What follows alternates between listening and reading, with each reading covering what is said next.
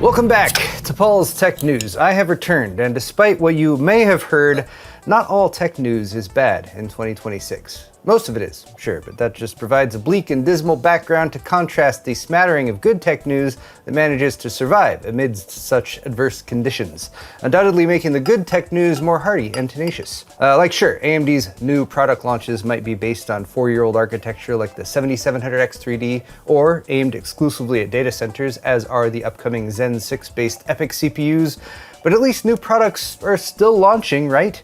And sure, Nvidia might have conveniently hidden away the Hotspot temps on our RTX 50 series GPUs for like a year and a half, but now we can monitor them, so better late than never, wouldn't you say? Nvidia even has new cards that just came out that they're giving away for free. Their performance is limited to 1 frame per ever, as they are trading cards, but every silver lining has a touch of gray, as my boy Jerry used to say.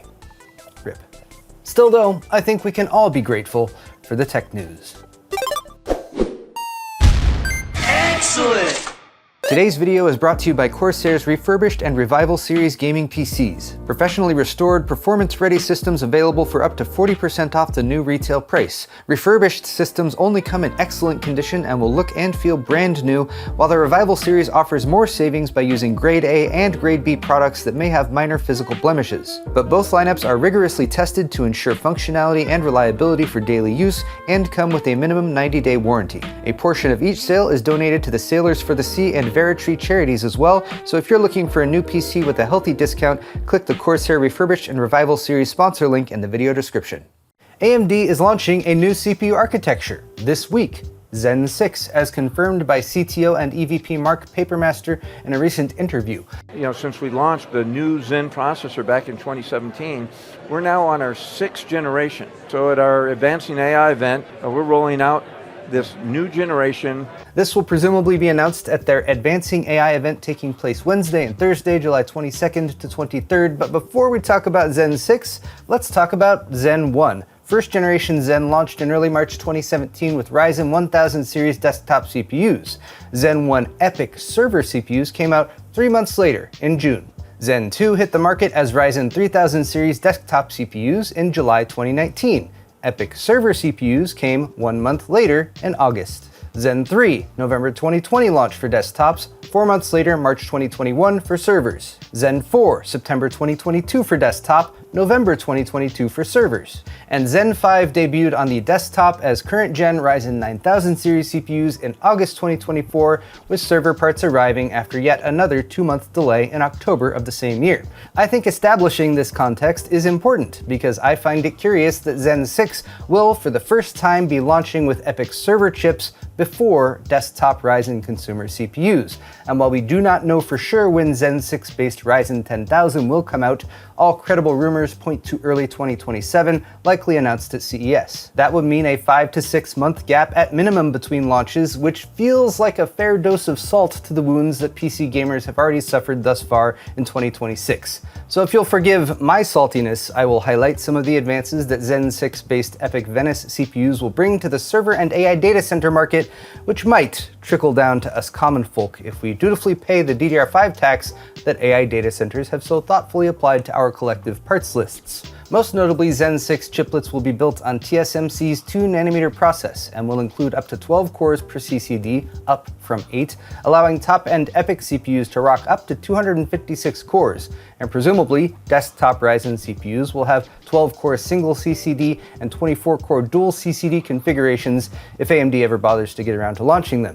AMD is already touting a 1.7x uplift in performance and efficiency for EPYC Venice, not sure if that will be at the same time or not, and the new SP7 socket is a massive 123 by 100mm mount that supports 16-channel DDR5 and 128 PCIe 6.0 lanes in dual CPU configuration. It will also require specialized liquid cooling solutions to tame the up to 1400 watts of thermal output, and that's not even including GPUs that might be attached. Following in Nvidia's footsteps as always, AMD plans to sell full AI data center setups dubbed Helios racks, which will also include a complement of MI455X GPUs. None of this is aimed even remotely at consumers because We aren't throwing bags of AI startup cash at AMD, but hopefully at some point, a half a year or more from now, Mark Paperchaser and Lisa, soon to be even more rich, will toss aside a few leftover scraps from their prurient potluck for malnourished gamers to fight over. Speaking of leftovers, AMD did launch a consumer CPU this week, the Ryzen 7 7700X3D, as announced back at Computex. It's basically a way for AMD to sell the collected 7800X3D dies that couldn't pass muster. The same specs, etc. all around, just locked 550 MHz slower, peaking at about 4.55 GHz versus the 7800X3D's 5.05 GHz or so. Most of the reviews that went up Thursday agreed that the 7700X3D is a solid gaming CPU, better than anything Intel has out at the moment, and typically allowing performance between a 6-core 7600X3D and the 8-core OG 7800X3D, sometimes outclassed by the 6-core in games that favor higher frequency over a couple extra CPU cores. In a world where AMD wasn't holding off on next-gen desktop hardware, this would happily be accepted as another option in the CPU stack for gamers looking to save over the pricier but also faster 9800X3D. But in this timeline, it's held back by the DDR5 requirement of the AM5 platform, where a decent 32GB kit will cost you well above the 7700X3D's $330 MSRP, and as of Friday at least, the 550 MHz faster 7800X3D was selling for $349 on Amazon, just $20 more for a good step up in both gaming and application performance. Which is probably why, the day of launch, Newegg had a $49 off promo code set up for it immediately, knocking the price down to $280. Even with that discount, you might want to consider the 7600X3D for $240 instead if you're actually building an AM5 system right now and you don't need the 2 extra cores for general productivity.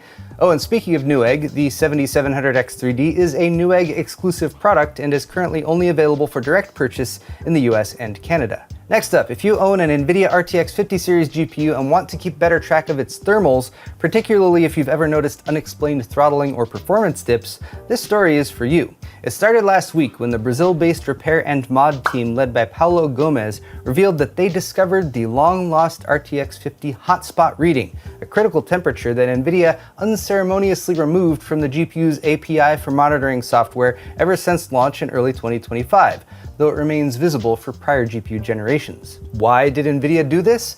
Don't worry about it, was the apparent answer from Team Green, but GeForce engineers have their own diagnostic software called MODS, which inanely stands for Modular Diagnostic Software, intended for internal use only, of course. The bold Brazilians obtained that software and found that an RTX 5070 Ti that reported nominal 67 to 68 degree GPU temps on average could actually have hotspot temps well above 100 degrees Celsius, going over 107 5 times in one test, for example, resulting in throttled clock speeds. Now, a delta that large is indicative of a problem with the GPU, in this case caused by some partially dried out thermal paste, but if the card's owner could have seen that, they might not have had to send in their card to a specialty repair shop. This has caused some to speculate that Nvidia intentionally hid the hotspot reading to obfuscate poor thermal performance, but I disagree. I think it's because Nvidia just doesn't give a shit about GeForce products anymore. Whatever the reason, the upshot is that this week, the major hardware monitoring apps have all suddenly started figuring out how to add that hotspot temp reading back to their software. HW Monitor was first, it seems, with version 1.65, and in at least one test with a modded and boosted card, overclocker Madness 727 reported a 17-degree difference between the GPU and hotspot temps. MSI Afterburner and Hardware Info have also released versions that display the hotspot, though it's unclear whether this was done in collaboration with Nvidia or not. Hotspot monitoring has returned through an alternative route per the MSI Afterburner update Thursday, which is vaguely mysterious. Somehow, hotspot monitoring returned. If you check your RTX 50 series temps with one of these updated monitoring apps, hotspot readouts are typically 10 to 20 degrees higher than the listed GPU temperature. Speaking of things heating up, it's time for a scorching fast tech briefs, the other reason your pants are on fire. Let's start with some chip making news for this entry, as advancements in fabrication are one of the best bets to get us out of this hardware shortage. Intel appears to be doing well with their domestic 18A chip fabs. In fact, so much so that they are shifting the majority of Nova Lake S desktop CPU production in-house. 80 to 90% of Nova Lake tiles, as shared by Alex Intel on Twitter. This would be a change from Intel's original plan to once again have TSMC produce their main compute tiles, as they did with Arrow Lake, and indicates a surge of confidence in their 18A node, where they have reportedly resolved all yield issues. It also makes for a very interesting Nova Lake versus Zen 6 matchup in early 2026, with AMD's chips still being fabbed on TSMC 2N. And Pat Gelsinger should probably jump in with an "I told you so" at some point. If we can't make more PC hardware, perhaps we can steal it. Not that I'm advocating for that, of course, but it seems to be a bit of a theme this week. The US government seems to want to share in the excess profits of Korean chip makers like SK Hynix and Samsung, per a report from the Korea Times, much like a mob boss shares the profits of the businesses he's offering protection. But how one defines excess profits seems a bit arbitrary, but hooray for the free market, I suppose. Still, that would be a slightly less blatant offense than just physically stealing RAM, which has become an issue for retailers as memory prices have skyrocketed, and has even apparently extended to robbing a house of God of its DDR5, per Redditor Sugma22, who now has their church's media system locked down after an irreverent bandit made off with its memory kit. That's a poor choice, in my opinion. I wouldn't want to be turned away at the pearly gates because I robbed a place of worship for a 32 gig upgrade for my gaming PC.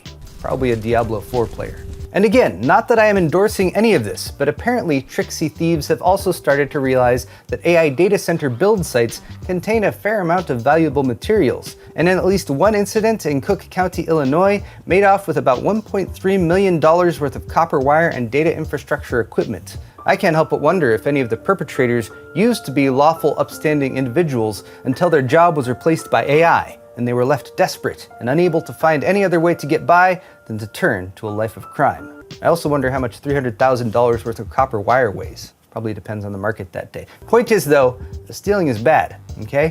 I like to end with a bit of amusement if I can, so let's finish today with the answer to the question, what the heck has Nvidia's GeForce team been up to after a year and a half without launching a new gaming graphics card? I imagine they've been bored.